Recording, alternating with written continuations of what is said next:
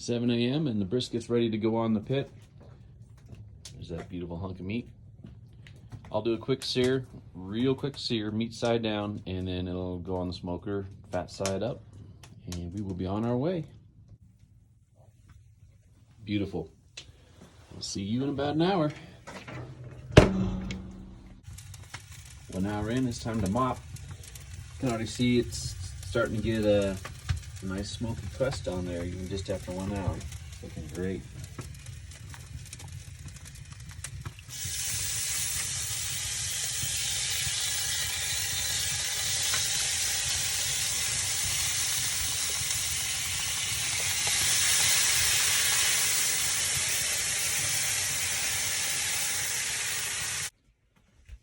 With my brisket, I run it hotter, 250, 275. But look how perfect this is. I mean, that is right about 250 on that side, slightly over on the firebox side. Really impressed with the way this pit distributes the heat through the firebox. Nice and even, thanks to those tuning plates in there. I think I'm getting those things pretty well dialed in. 4 hours in, we've hit the stall. It's time to put this thing in the Texas crutch, which is to wrap it in aluminum foil. The stall is what happens when the internal temperature meat gets to 150, 160, and it starts sweating out moisture. And then that moisture evaporates on the surface, which cools the meat. And so the evaporative cooling equals the heat input, and your meat stops cooking. And it can last for hours. So we wrap it in foil, and that retains in the moisture and powers it through the stall. Because the stall, all it does is it adds hours to your cook time, and at the end of it, your meat has lost moisture. So that's what we're going to avoid. I'm going to wrap it in foil. I thought of a slick little way to get the meat transferred into foil, because it's a big, heavy piece of meat. It's even kind of challenging to manhandle around with tongs. Temporarily put in my upper shelf, put the meat up there, and then slid out my lower shelf and got my foil ready for the meat. And we're in the crutch. I mentioned earlier internal temperature, 150, 160. I don't use a meat thermometer when I'm doing this. I really don't need to. I know after 4 hours on the smoker, it has nice bark building up on it. I'm 100% certain it's at least 150 degrees, so I don't really need a thermometer to tell me that. So there we go, we're in the crutch, and it'll be in there for another 4 hours. While the brisket is in the crutch, I'll talk a little bit about wood. I use post oak as my main fire base. That's my stack of post oak right there. Basically, all the world-class barbecue joints in Texas, especially in hill country, use post oak as their base. It's just a good, clean, burning wood. Has a medium smoke, medium temperature as well. I've got a few hickory logs there. I use hickory more with pork. With this brisket, I'm adding mesquite. I've got a bag of mesquite logs here, small logs.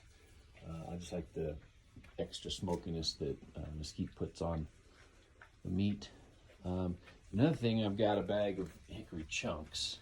So I'm not burning those hickory logs. I will put chunks in of hickory when I need to bring the fire temperature up. So the wood is not just about the flavor and the type of smoke, it's about the temperature.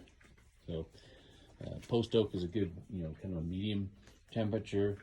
Mesquite burns colder. It's a very dense wood, so it burns colder, and hickory burns hotter. So that's one of the ways that I can help control the temperature in my pit. I use different woods to do that.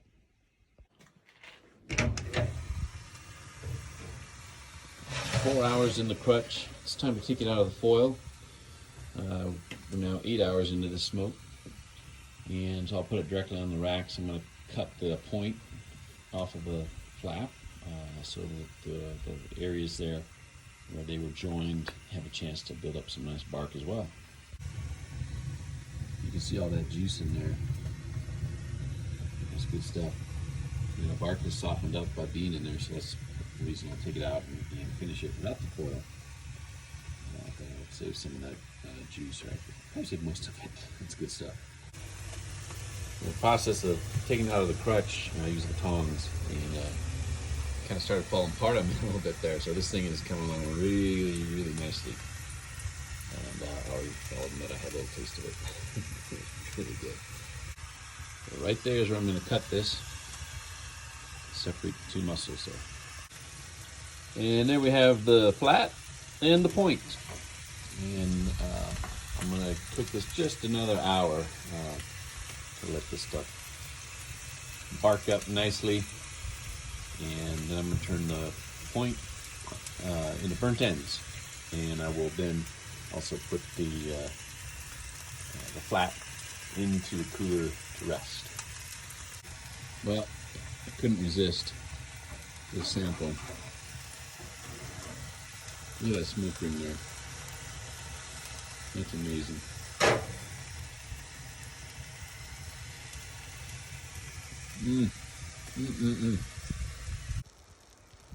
The juices I said I was going to save from the foil, they got poured into my pot of mopping sauce. I don't need the mopping sauce anymore. I'm all done with that part of the smoke. But this will be saved until the next time. Paying it forward. That's going to add some really amazing flavor to that. While the meat finishes up, I'm preparing a cooler to rest my brisket in. Once we pull it off, I got a bucket of water here heating up on the firebox. I'm going to use that to preheat this old cooler. I'll dump it out, line it with towels, and put the brisket back in foil and let it sit in that cooler for an hour. There's the flat going in foil to rest in the cooler. That bark is unreal. And then the point there, about to prepare that to make burnt ends. Beautiful looking point there. Going to slice it into 1-inch cubes. Going to hit it with some of my rub, stir it around, and then just enough of my sauce to coat it. And then it'll go in an aluminum foil pan, uncovered, in the smoker for another hour for that to all caramelize and just turn into candy. And there's the point, all cubed, sauced. Go back on the pit for 1 hour, and then they will be burnt ends. And you can tell Rainey is very interested at this point. Dawn to dusk. And the burnt ends should be done. Oh yeah, look at that. The rest of the brisket is up at the house in the cooler resting, so I'm going to take those up, and we are about to enter brisket coma. All finished. Beautiful brisket. Great smoke ring on there.